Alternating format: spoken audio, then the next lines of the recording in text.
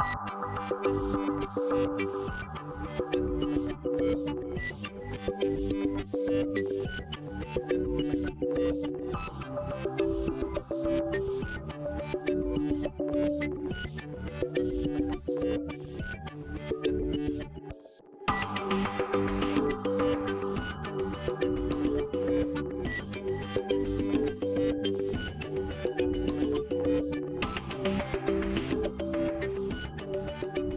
right, so we have one more until we get to the fun stuff again. And our final presentation is going to be by Stephen Choi, who's actually the Executive Director of Living Future Institute of Australia, also known as the LFIA. He'll be talking a little bit more of how you sort of deliver the Living Building Challenge, which is really about trying to package the first wave and second wave of green design all together. So he might talk a little bit about what the Living Building Challenge means, but really about how do you bring it to the forefront. He is a UK qualified project architect and an Australian qualified project manager. Currently working with the LFIA, as I mentioned, but within his experience, he has worked on many different projects, both in the public and private sector, that has been recognized for progressing green buildings. So as a practitioner and also an advocate of sustainable design, regenerative design, we're very pleased to have Stephen here to be able to talk to us today. So Stephen, I'll tee this up for you and I'll let you take it away.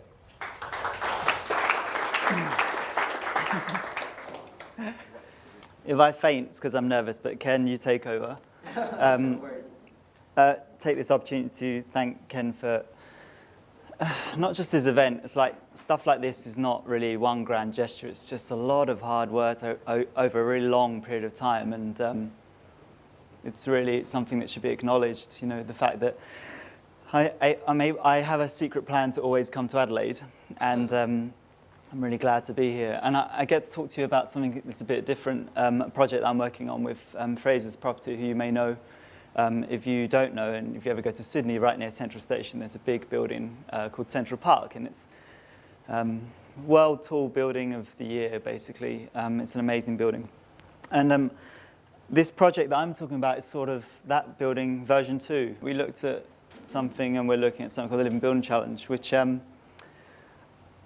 think best described through this picture of some ants and cherry blossoms, because in the top picture, this is an example of a building that's really inefficient because it drops all of its leaves every year and flowers, and what waste, what inefficiency. And at the bottom, all these ants. There's so many, there's actually more ants than there are people. If you've got all the ants, and you put them on one side and you've got all the humans, there'd be more ant stuff than there is human stuff. And, you know, in both examples, they don't create any waste. They don't need anything more than the sun or the water that lands. They live completely toxic-free, and somehow we can't do a single building that does anything remotely as close as brilliant as either of those two examples. Or to put it in other terms, sustainability is not really enough. I mean, if you've ever read Cradle to Cradle, which is a really fun book, one of the authors, Michael Branger, he made me laugh. I watched him being interviewed once, and someone asked him about sustainable development. And he's quite German, and he said, sustainability, that's terrible, I hate that. What? I mean, if I said to you, you know, how's your relationship with your girlfriend? And you said, oh, it's sustainable. It's so depressing. And that's kind of where we are. And so I hope to explain a bit about the Living Building Challenge through this project and tell you some things on the way about what we're doing. And, you know, I'd say that this idea of sustainability is something that is absolute bare minimum, and we can't even get there yet. And we need to find better ways of doing that. So I'm going to talk about this metaphor again of nature, 7 petals of a flower and 20 imperatives. But before we do that, I just want to explain why we're actually doing this. You know, it's a shopping centre in the suburbs. Okay, it's got a cinema, it's got a childcare centre, there's a community centre, there's supermarket, there's lots of cafes and restaurants, but really, it's not in the CBD. It's in the suburbs of Melbourne. But they had some really interesting thoughts, because I spoke with the Executive Director of Retail, Perry McDonald, if you don't know him. He's really remarkable, and he actually put together some of the information on this, because developers, they tend to attract people who are very competitive, staff who are very competitive. They're just that way inclined. You know, half of them own race horses and stuff. So I said, oh, we don't have to do this. I mean, it is world leading, and there are only 12 buildings in the world that have managed it, but you know, if you want to, we could give it a try. And there is not another retail development in the world that's ever achieved this. So it's probably impossible. And when I said it was probably impossible, that's when he completely lit up and said, "What? Why is it impossible?" I said, "Oh, you don't want to know. It's too hard." And so we held a design competition, which I'll talk about shortly. But really, the reason why we can do this project is because we really focus on placemaking, community. It's what really matters in public buildings, and we want to look at different technologies and approaches, of course, and reduce our outgoings and all that kind of thing. But really, it's about more than that. It's the building's just a vehicle to look at lots and lots of other things. We kind of want to pull the industry forwards, so the building's just the vehicle to do that. So last year we asked the world, you know, what does the world's most sustainable shopping centre actually look like? And we got more than 200 people participated in this design competition, and there are several examples there, but I won't bore you, but you can look them up. We also did the same thing with the local council, and we said, send this same brief out to all of the schools, all the primary schools. This was the worst presentation I've ever given in my life. These kids all look at you and they look really interested, and I just couldn't speak. I just was frozen. And the winning design was this amazing project where this little girl, Olivia, she had focused on people and what if we make it a nice place to be.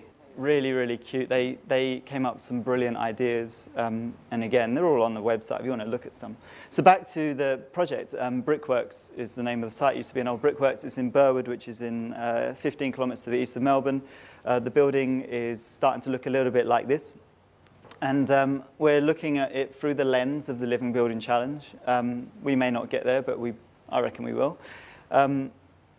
And we looked at it from the perspective of all of these ideas of place, water, energy, materials, health and happiness, equity and beauty. And I'm going to talk about what those 20 things mean in the context of this project. And I'll probably forget lots of things, so forgive me if I do. Firstly, limits to growth. We have to increase the ecological value of the site. This site used to be a brickworks. It's not hard to improve on that, basically. Second thing is we're going to have Australia's largest rooftop urban agriculture operation on top of the retail centre. 20% of the site needs to be used for food growing, so more than 5,000 square metre of food growing.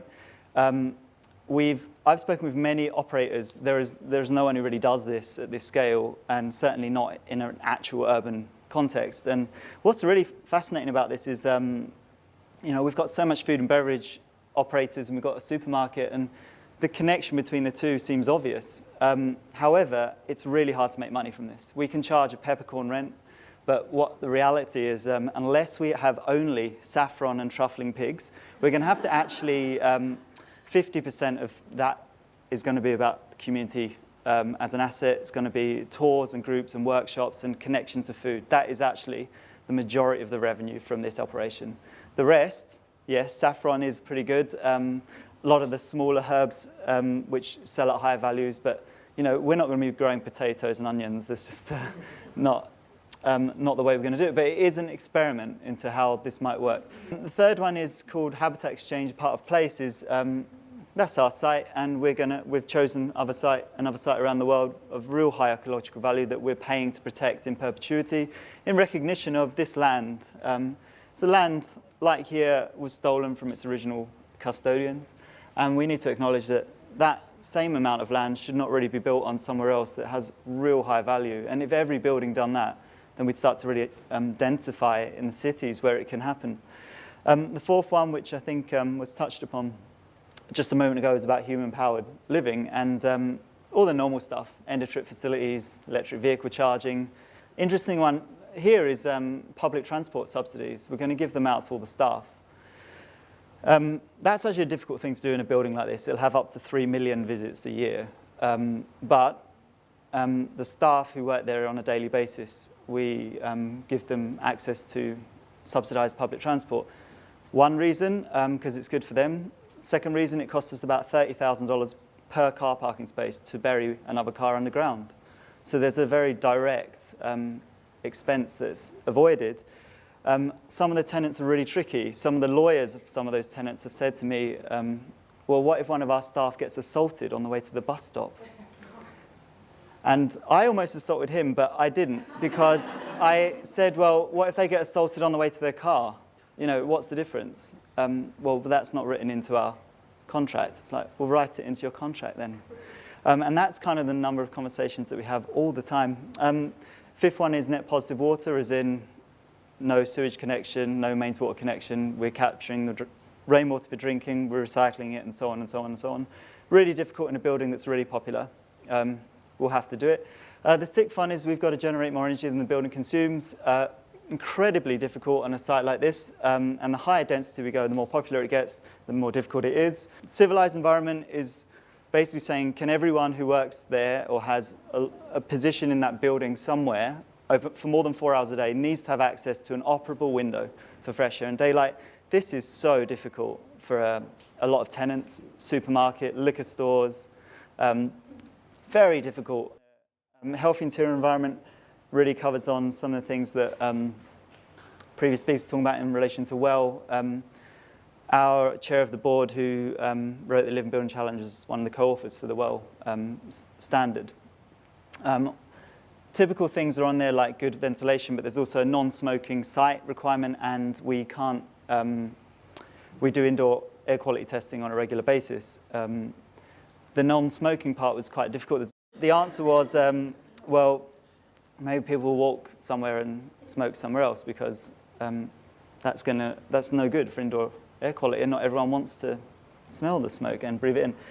Biophilic environment, which was mentioned this morning, I need to say though that this plants in buildings is like one of the 6 things that you could actually do in biophilia. Biophilia being a love of life.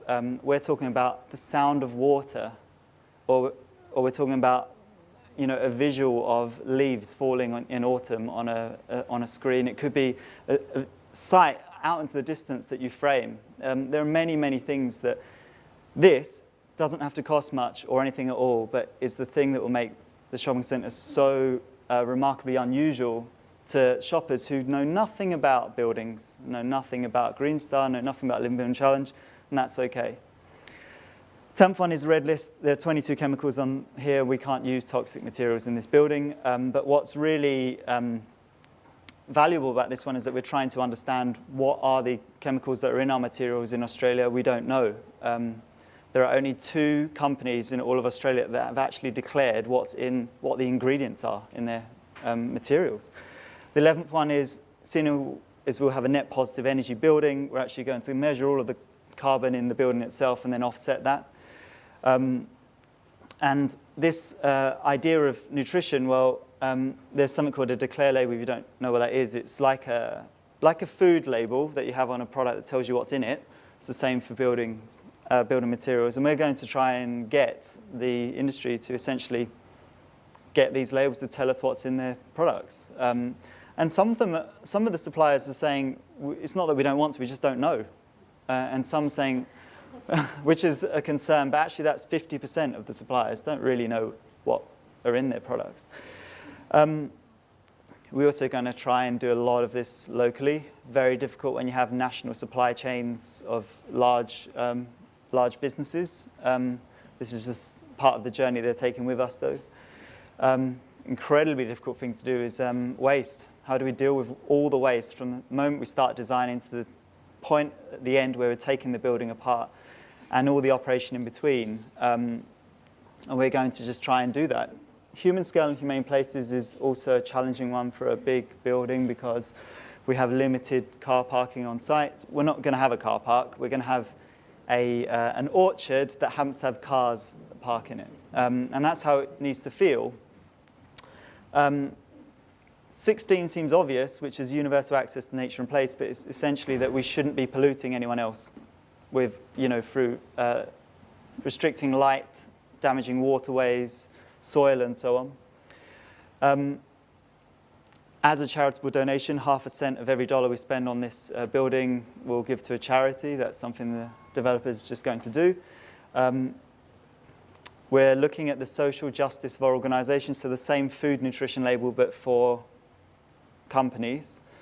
So all of our project team going through this process. And it's fascinating. It's saying things like, okay, well, is there a pay gap between the genders? And what is that gap? Is there a pay gap between the lowest and the highest paid person? And what is that gap? So it's about disclosure of like some of the real issues that most people don't want to talk about, and particularly in the development context. Beauty is really important. Beauty and spirit. We try and make the building beautiful, but really we have a requirement to ask the occupants whether they think it's beautiful, and they'll decide, which is not nice for architects. But that's one thing that really changes the way you think about things. And then lastly, how do we communicate all this to people in a way that really matters to them, that they can actually come to this building and take something home and think, that's suddenly something different. And maybe I'll go there 7 or 8 times and do nothing different in my life, but maybe after that, maybe I'll do something a bit different. And that's really what it is. I talked yesterday with some of you here about the idea of a Trojan horse, that the building's a Trojan horse. It's kind of, yeah, we are paying for the walls and the floors and the ceilings and the roofs, but the magic's actually inside. We can't pay for that. And the magic is the connections that we make, and we can't really pay for that. It's just there. So a few things to think about before I get kicked off in 1 minute and 28 seconds is things that we've had to get over as a project team. The first one is bolt-ons. We tend to design, because our codes and standards and even the best practice standards make us do this. Here's a building, it's a box, put some stuff on it. And then someone can go, well, I don't want to pay for that one, so we'll remove that one. And we don't want to pay for that one, so remove that one. Instead, big integrated design thing that's really hard to remove anything. You remove something and like half the building falls over. Not literally, hopefully, but the sense that it's a very different way of designing. It's not about, here's a box, we'll put some solar panels on. Oh no, they cost too much, let's take half of them off. It's, here's a box that has no roof, but the solar panels are the roof. So if you don't take it off, you're going to have to waterproof. Oh, actually, maybe that is more expensive. Maybe there is a different way to look at this. And suddenly you start to equate the two things. The other one is we're really excited about spending money on this project. Does it cost more? Of course it costs more. However, the value of the project is doubled. There are more shoppers going there. There are more people spending more time there. And therefore it can be justified. And at the end of the day, developers there for a commercial outcome. They're not given a donation to the rainforest. So they know that a building like this is going to attract more people.